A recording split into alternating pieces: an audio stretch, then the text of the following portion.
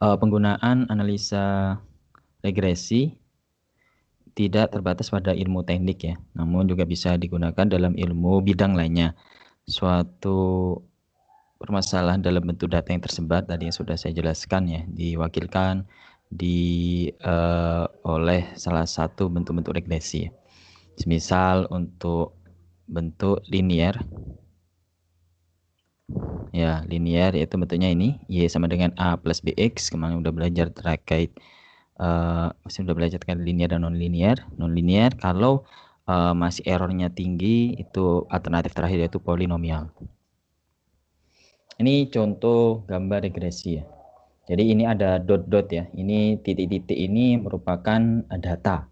Jadi semisal adik-adik itu mas mbaknya melakukan penelitian data yang tersebar, kita melakukan metode pendekatan yaitu regresi. Pastinya nggak akan semua dot itu di titik ini garis regresi. Ya, dengan melakukan pendekatan ini harapannya seminim mungkin error data yang tersebar semakin menjauh. Ya. Jadi sedekat mungkin, hampir secara keseluruhan. Makanya ini contoh salah satu regresi yaitu berupa garis non-linear. Ini sama ya, ini ada titik, ini titik yang pertama pas di garis linear, di garis regresi. Ini titik kedua sedikit menjauh, sama, titik sama, ini agak menjauh. Nah dari sini bisa cek ada kesalahan yang tertinggi yaitu di data yang kelima ya, X5, Y5. Ini. Jadi ntar ada selain kita menentukan regresi, entah itu linear non linear, step awal itu linear, kita cek kesalahannya. Kalau kesalahan sesuai masih di bawah acceptable limit, jadi oke.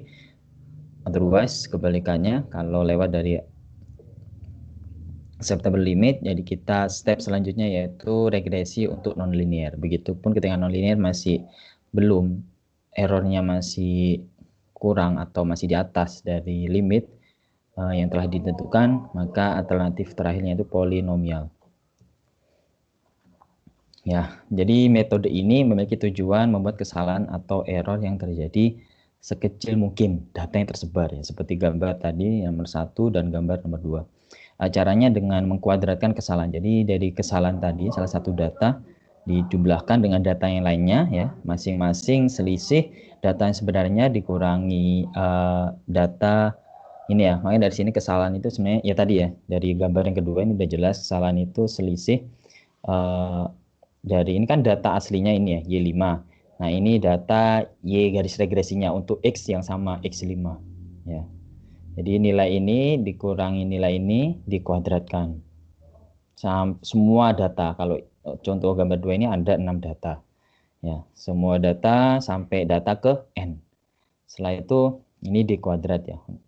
Nah, bentuk garis regresi itu seperti ini. Ini kan step pertama kita ambil yang linear, regresi linear, yaitu Y sama dengan A plus BX. Jadi kita mencari nilai A dan B harus dibuat semakin hingga agar di ini kesalahan di kuadrat itu menjadi minimum. Sehingga kita bisa menghitung nilai B-nya itu sendiri. B itu sama dengan ya, N, ini total datanya ya. N total data dikali ya, summation atau penjumlahan dari masing-masing perkalian data X ke Y dikali Y ke Y. Jadi semisal X1 kali Y1 ditambah X2 kali Y2 ditambah seterusnya sampai Xn kali Yn. Ini summation ya, ingat ya. Bentuk summation. Dikurangi summation dari total data X, Y semuanya ya, sampai ke N dikali semua total data penjumlahan dari Y, dari I1 sampai ke N. Ya, dibagi, ini jangan sampai keliru ya, untuk perhitungannya, N dikali summation atau sum atau total dari masing-masing kuadrat data I. Jadi XI sama dengan 1 ya, sampai ke N. Jadi masing-masing kuadratkan dijumlahkan. Dikurangi, dijumlahkan terlebih dahulu variabel nilai X-nya, ditotalkan baru dikuadratkan. Kalau ini kan dikuadratkan masing-masing baru ditotal. Dikali jumlah datanya. Oke, ketemu nilai B, nilai A itu sama dengan Y bar. Ini maksudnya dari rata-rata ya, average. Nilai Y dikurangi B yang udah kita cari. B dikali rata-rata X. Jadi rata-rata dari X dan Y. Setelah itu A dan B dimasukkan ke persamaan regresi, yaitu Y sama dengan A plus BX. Nah, setelah ketemu persamaan regresi ini belum selesai ya. Kita cek nilai ini, pengecekan apakah garis regresi yang sudah kita buat sudah memiliki kesalahan sekecil mungkin dengan perhitungan suatu koefisien. Jadi indikatornya untuk ngecek apakah sudah kecil atau tidak ya, yaitu perhitungan koefisien yang disebut sebagai koefisien korelasi, SUKOL atau bisa dikatakan sebagai R. Koefisien korelasi mempunyai nilai dari 0 sampai 1. Nilai semakin mendekati 1 ya, nilai semakin 1 maka nilai R-nya ini terpisah ya. Nilai R-nya itu semakin baik. Semakin mendekati 0, kebalikannya semakin buruk. Jadi untuk perhitungan R itu sendiri dapat dinotasikan sebagai berikut. R sama dengan akar dari selisih dt kuadrat dikurangi d kuadrat. Tadi d kuadrat udah ya, yaitu penjumlahan selisih masing-masing data. Jadi rumus sebelumnya dibagi dt kuadrat. Nah, dt kuadrat itu sendiri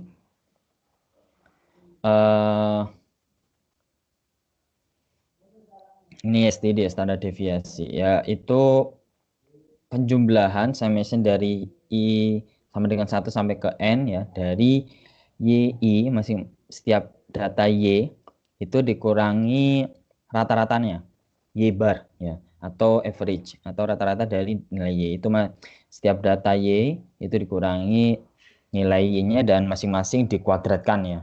Misal Y1 min Y bar dikuadratkan Y2 min Y bar dikuadratkan ditambah ya, ditambah Y2 min Y bar ditambah titik-titik sampai YN min Y bar. Ya, terus ini D2. Ini D2 perhitungan ini ya. Ini perhitungan satu persatu ya. Nah, ini secara keseluruhan yaitu untuk D yang maksud dari rumus korelasi R itu sendiri yaitu adalah D2 sama dengan summation dari I sama dengan 1 sampai ke N ya. Jadi YI min A, nilai A, min B, X, I.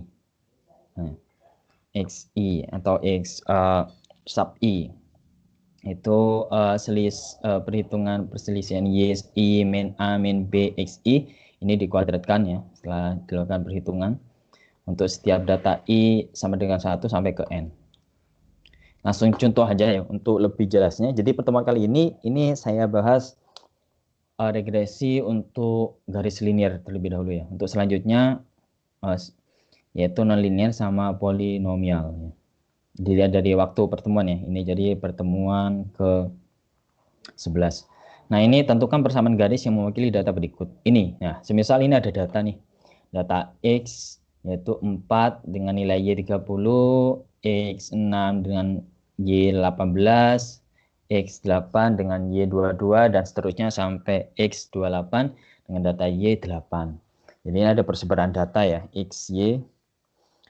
Biasanya kalau penelitian saya sebelumnya itu ya, yaitu ada perhitungan data terkait kesalahan, jadi menghitung tingkat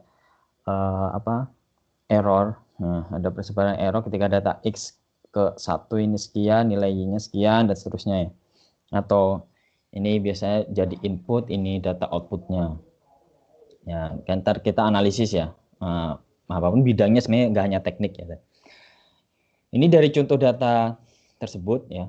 Ini saya tulis ulang lagi dengan menggunakan persamaan regresi Y sama dengan A plus BX. Jadi kita step awal itu menggunakan regresi ini ya. Y sama dengan A plus BX. Jadi secara make sense, secara logika ya. Data yang tersebar semakin menjauh ya, bisa pakai Matplotlib atau apapun untuk mengecek persebaran data ya. Nah, itu data semakin menjauh itu semakin sulit kalau dengan linear. Dia lebih potensi bagus dengan menggunakan polinomial. Ya. Kalau terkumpul itu mudah dengan linear. Nah, sudah ada metode untuk perhitungan nilai korelasi koefisien R. Nah, dari data tadi ya, ini kan ada 10 data nih ya. XI, I sama dengan 1 sampai I sama dengan sampai ke N atau sampai I sama dengan 10 ya. Nilai datanya Y-nya ini tadi, tulis ulang. Nah, ini simple ya, untuk perhitungannya bisa pakai Excel atau MATLAB monggo atau bahasa pemrograman lainnya ya. Nah, ini pakai Excel ya. Ya pakai Excel. Jadi ini dua data XI dan YI. Nah, kita data apa aja sih yang dibutuhkan yang tadi ya, yaitu summation atau penjumlahan IX, penjumlahan Y, terus kita cari XI, YI, perkaliannya masing-masing ini, ketemu totalnya juga, terus XI kuadrat ya, data X dikuadratkan masing-masing, ya, terus ketemu totalnya ini, yaitu 2912, terus selisih data Y dikurangi rata-ratanya ya, ntar rata-ratanya sebenarnya di step selanjutnya atau di embedded ya di rumus ini, tinggal dari sum ini total ini total Y ya dibagi 10 atau bisa langsung kita identify ini ya, yaitu 18,6 ya.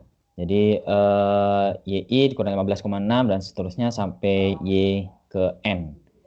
Ya, terus ketemu totalnya ya, yaitu 496,4. Terus ini untuk perhitungan errornya R-nya yaitu YI min A ya, min BXI. Jadi A-nya biar embedded ya. A-nya ini ya sebenarnya kita cari ya tadi ya. Jadi kan dari data-data sebelumnya ini kita udah bisa menghitung A. Kemudian yang terakhir untuk menghitung summation dari YI min A min BX I ya dikuadratkan, ini total sumnya yaitu 236,7535.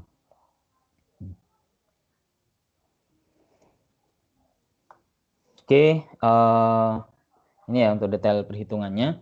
Jadi dari tabel sebelumnya itu dapat kita hitung X bar yaitu total XI dibagi N ya sama dengan 152 bagi 10 15,2. Begitupun untuk Y bar 186 bar 10 sama dengan 18,6. Jadi kita bisa cari persamaan garis regresi yang mewakili linear yaitu Y sama dengan A plus BX dengan nilai B ini ya masukkan yaitu N dikali dengan summation atau total dari perkalian masing-masing X dan Y tadi udah ini kan ya, yaitu ini 2432 dikali 10 dikurangi penjumlahan I dikali penjumlahan Y, yaitu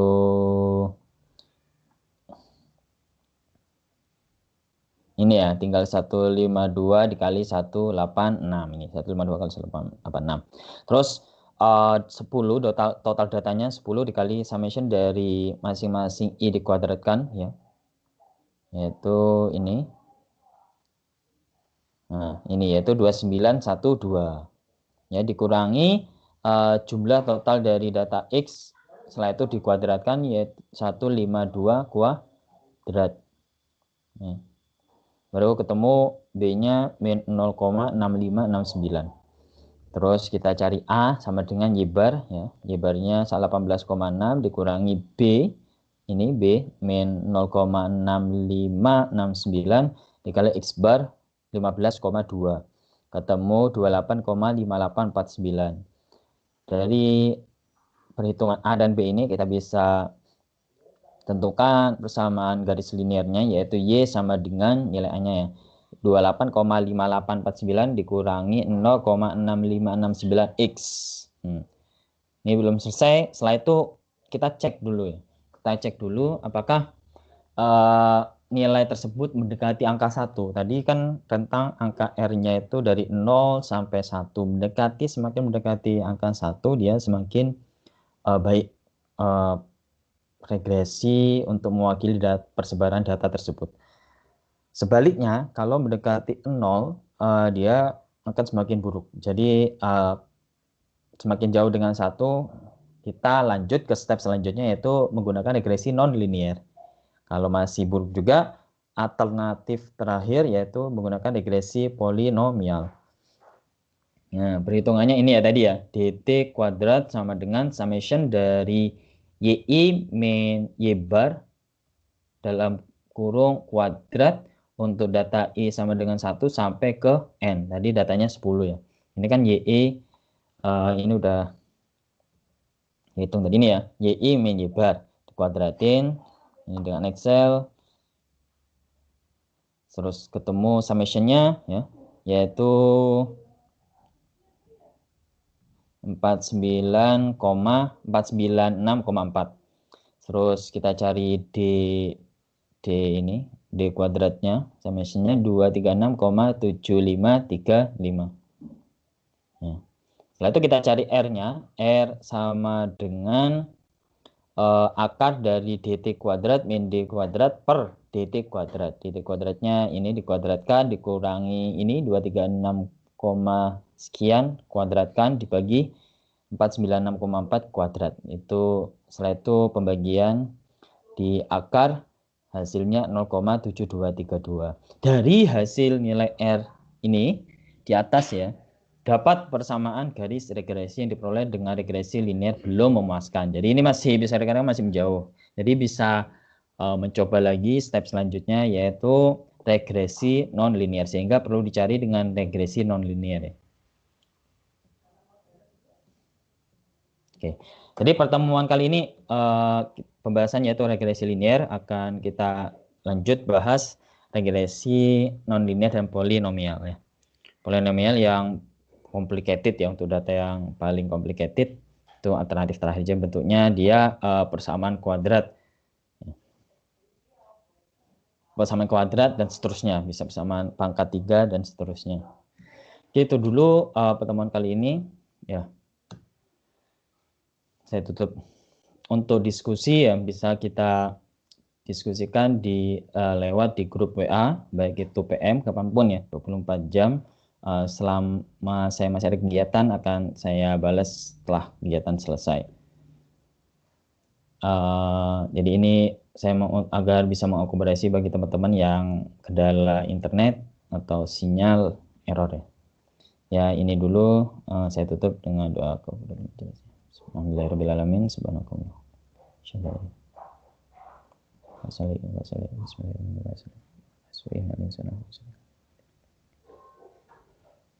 Jadi saya, wassalamualaikum warahmatullahi wabarakatuh.